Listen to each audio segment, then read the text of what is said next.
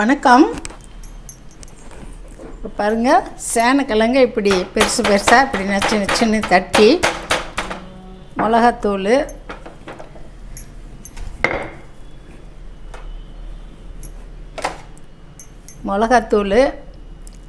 சீரகத்தூள், உப்பு போட்டு சரி வச்சுருக்கேன்.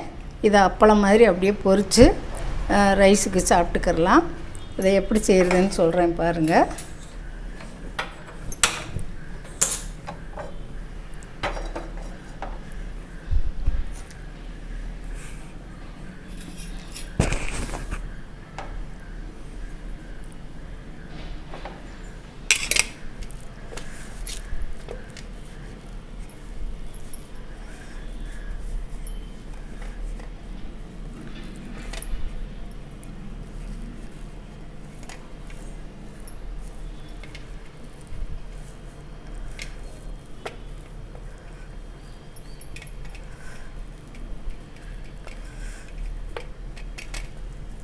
பாருங்கள், கட் பண்ணி நம்ம போட்டு செஞ்சுருப்போம்.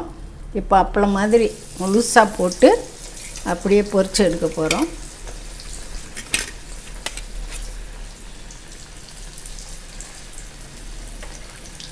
ஒன்றாவும் போட்டுக்கலாம், 2 கூட போட்டுக்கலாம்.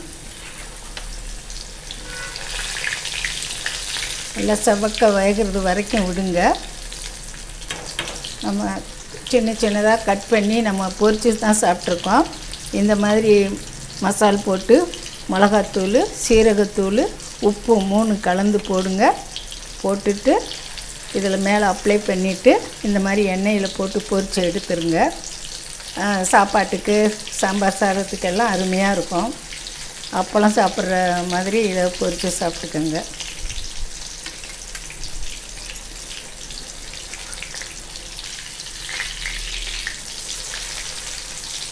இருங்க, நல்லா சகந்து வரவும் அதை எண்ணெயிலேருந்து அப்படியே எடுத்துக்கிடலாம்.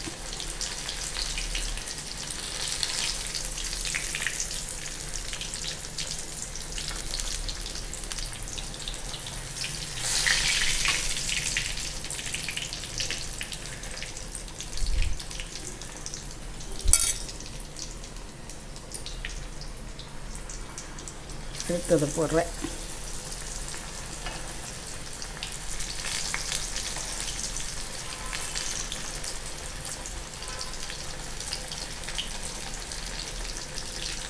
இது நல்லா பொரிஞ்சிருச்சு. இதை எடுத்துடுறேன்.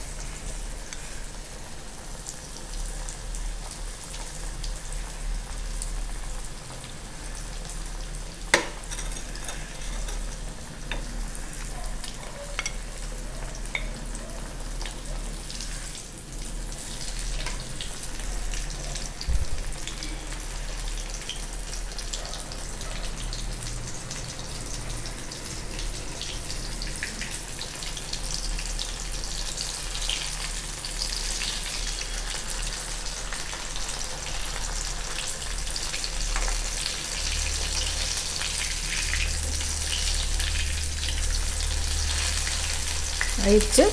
இப்போ பாருங்கள், அடுப்பை நான் ஆஃப் பண்ணிடுறேன்.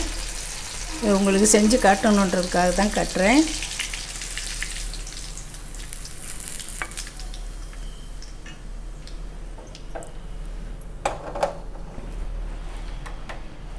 பாருங்கள், எல்லாம் பொரிச்சு எடுத்தாச்சு. அந்த அம்மிக்கல் இருந்தால் கூட அதில் வச்சு உடஞ்சிராமல் நச்சு தட்டி மிளகாத்தூள், சீரகப்பொடி, உப்பு போட்டு அப்ளை பண்ணி வச்சுருங்க. கொஞ்சம் நேரம் ஒரு 10 நிமிஷம் வச்சுட்டு ஆயிலில் பொரித்து எடுத்து சாப்பிடுங்க. சேனக்கிழங்கு வறுவல் இப்படி செஞ்சு பாருங்கள். இந்த பதிவு பிடிச்சிருச்சுன்னா லைக் பண்ணுங்கள், ஷேர் பண்ணுங்கள், சப்ஸ்கிரைப் பண்ணுங்கள். நன்றி, வணக்கம்.